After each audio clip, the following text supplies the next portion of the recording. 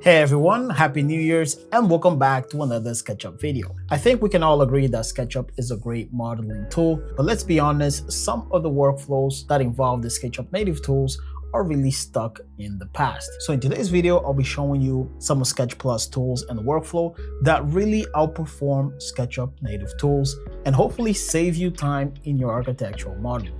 Let's dive in.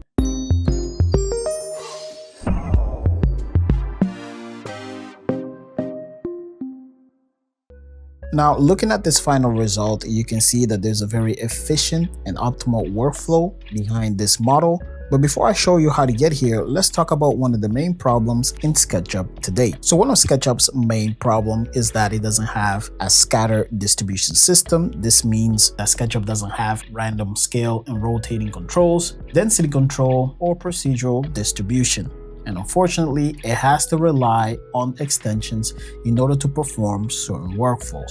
So let's suppose I wanted to distribute these trees on the green part of this landscape. I would have to copy these into those areas. And unfortunately, I will have to manually move these and rely on manual placement to distribute these trees. And if you had more than one type of tree, unfortunately, you would have to repeat that same workflow of copy and pasting between different areas just to create randomization in my distribution. But as you can see, this can take a very long time, especially if you have to cover this entire area and make changes later in your model. And this also becomes increasingly more difficult the moment you have to do certain advanced placements. For example, if I wanted to bring these two shrubs along the path of this walkway, becomes very challenging as SketchUp does not have a tool that can set a component and array along a specific path. So if you have to rely on manual placement, this becomes very difficult. And when we're talking about randomizing the size and rotation of all of these components so it looks a little more natural, not only does this become increasingly difficult, but it can really slow down your project and affect your ability to be creative. So how can we solve this? Let me show you a very efficient workflow using SketchPlus and a couple of tools that not only save time, but are optimal and efficient for distribution workflow. First, let's do mass distribution of these trees over the green landscape. I'm going to select my trees, Control X, and paste in place inside my group. And I'm going to make a selection of my green landscape. So these are all the areas I want to distribute my component. Next, I'm going to select Sprinkle on Surface. And this tool allows you to select objects and scatter over the selected area. So activate, and I'm going to click each object I want to include. So 1, 2, and 3. And right away, we can see that this is already faster than doing it with the native tools, and you're far more ahead in distribution than if you were to do without. And if you pay attention down here, there are a couple of useful shortcuts. For example, I can select one of my trees and hit the up key to increase the density and down key to decrease. And another useful shortcut is that if you had a landscape that's on a slope and you distributed trees over the landscape, you can press Ctrl so the components can align with the global axis or the surface normal of your selection. As you can see, I am toggling between vertical placement and surface normal placement. So as you can see, it's a very simple tool and efficient for model distributions inside of SketchUp. When you're scattering trees, a pro tip is for you to add randomization in scale, rotation, and placement. Once again, these are tools that you won't be able to find along the SketchUp's native tool. However, with SketchPlus, you can easily do this. I can go into my distributed trees, select all, and with this first icon, we have random spin or random rotation. So select my trees, and I press Ctrl. It's going to change the axis of the component from local origin to the component's bottom center. And once that is done, simply click, and it's going to randomize the rotation of the component. So I'm okay with this. Next, we're going to do randomize scale, and it follows the same workflow. Hit Control, the axis of the component. We're going to keep it at bottom center, and we're going to click to randomize the trees. And right here, we can set the minimum and maximum scale factors. So the smallest tree will be about 0.5 of the scale, and the largest will be about 1.5. So right here, you want to maybe set it to 0.8, and the maximum can be 1.3. And now when I click, it's going to randomize the scale within those factors. So you might get something like this. Next, let's take a look at the randomized position on a separate example. So I have this group of trees, and random position allows me to randomize the position on all three axes. So that will be the XYZ position of the objects. So I'm going to make my selection. First is going to ask me for the base object. I'm going to select the one in the middle. Next is going to ask me to set the jitter value for the red axis. You can enter the value manually, or you can set with the cursor. So I'm going to click, and that's going to give me that random position along the red axis. Next, it will repeat the same for the green axis. Click at 50 feet. And lastly, it will ask me on the blue axis. So you can see how this feature affects the position of the objects with each click. And once we're done, we can keep clicking so we can get randomization on all three axes along different seeds. Now, another cool thing you can do with SketchPlus is that you can array components along a path. Let's suppose I want to add these shrubs along the side of the walkway.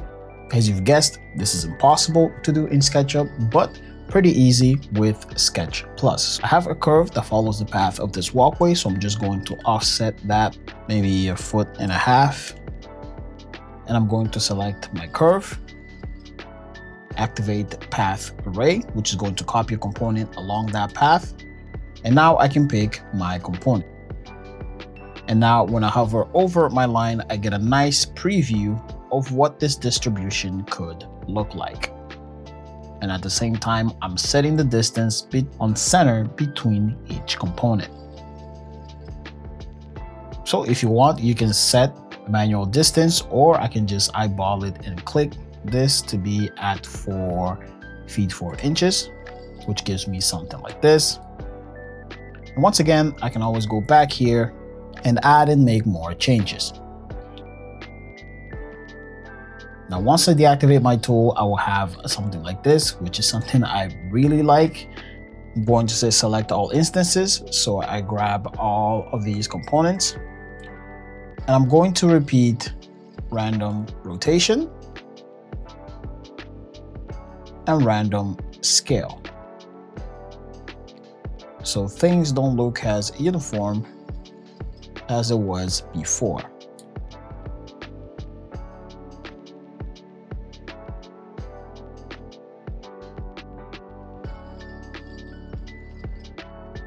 And now for the very last part, which is what we've done here before, I'm going to select that one component, activate select all instances so we get all of our components. And now we can randomize spin and randomize scale. For this, I'm going to set this to 0.8 and 1.1. So we have something like this. And if we bring back our trees, which we can still move around a little bit, you will end up with something like that, which feels pretty natural as far as what we can deliver with these tools. So Path Array is definitely one of my favorite tools. And there are definitely many use cases for this tool. For example, here you will see me spray this lamp across the walkway. So this is definitely one of those must-have for SketchUp. Next, we're going to talk about walkthroughs, and while the SketchUp native tools are great, they can sometimes get in the way of a smooth walking around your project. For example, if I wanted to show this model around, I would set my eye height to 5 feet. And if I wanted to walk around, I would use this walk tool to get from one point to the next. So you basically click and drag your way around. So you're basically using the mouse to navigate all around your model, and you definitely have to stop a few times to sort of work your way around. And while that is great. You can see that even going down the steps can be a little bit difficult, to walk around, and this can definitely get in the way of a presentation or a live demonstration where the engagement of showcasing your model can be disrupted. Now, if we use something like Walk Plus, I can simply activate my tool. It drops down to a 5 feet 5 inch eye level, and I can use the arrow keys to walk around my model. Now, why is this more efficient? You're basically using game-like controls, something we are very familiar with, and you're basically using both hands, one to control where to look and the other to walk around the space. And if this is too slow, you can use the plus or minus to adjust your speed. So I'm going to increase the speed by 2 levels, and you can see that we're speeding up much faster. And once again, I can easily look and make these quick turns as I walk around my model.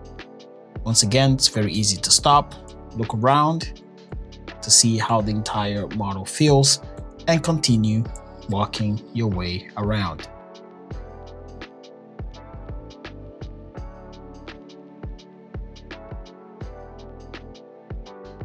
Now, one of my favorite tools really comes in handy when it comes to making changes to your model. For example, if I wanted to expand this park a little bit to the left or to the right, you will have to come into each individual group and expand with the move tool. Now, considering I like modeling things with groups and components, this is something that will require a lot of extra steps. And suppose I was doing a live demonstration and they wanted to see how this would look if it was 10 feet longer down this way, I would simply activate Deep Stretch. This is a tool that allows you to select and move entities in nested object. So basically what it does is you activate the tool, you select all the edges that you want to move, and then you can click and drag to set a distance. This is a tool that solves that workflow extremely quick. So I can set this to 10 feet, click, and that extends my model to that distance. Now, some things you will have a couple of issues when you move your model, and you will get something like this. This is called an autofold, and it's SketchUp's attempt to keep your surfaces flat. In order to solve this, simply make your selection and just click on an area of your model that's completely empty to avoid getting an autofold in your surfaces. And this is one of the quick ways you can solve this issue. And that's going to be all for this video. Hopefully you can see that SketchPlus is not really about flashy tools, but simply about working smarter. And hopefully you can take away with some of the workflow that I've shown in the video. And be sure to click on this next video to watch a complete kitchen modeling workflow with SketchUp. As always, don't forget to like, share, and subscribe, and I'll catch you guys in the next video.